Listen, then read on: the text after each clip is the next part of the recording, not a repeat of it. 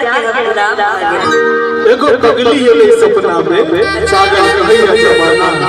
भाई पगली के चक्कर में बदनाम भले दीवाना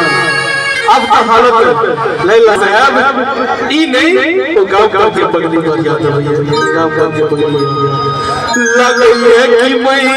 जइतो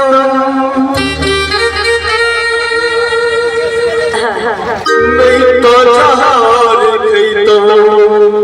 अच्छा भैया सबके सुनी सुनी तो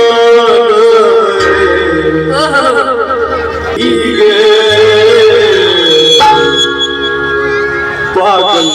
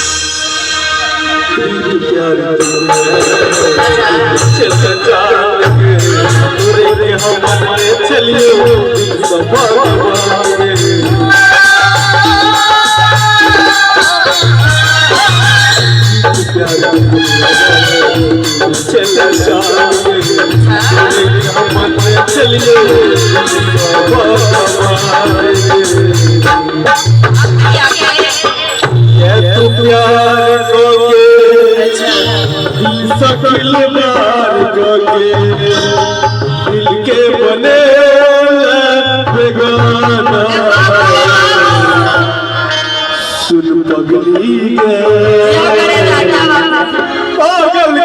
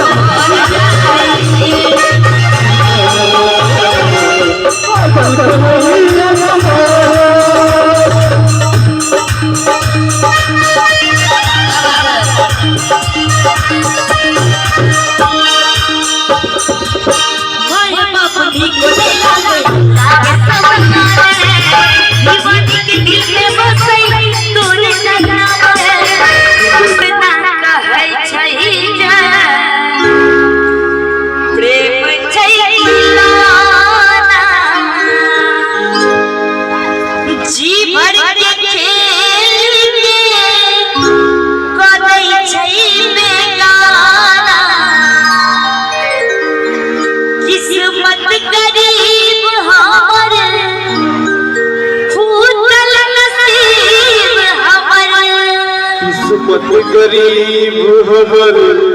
फूटल नसीब हमर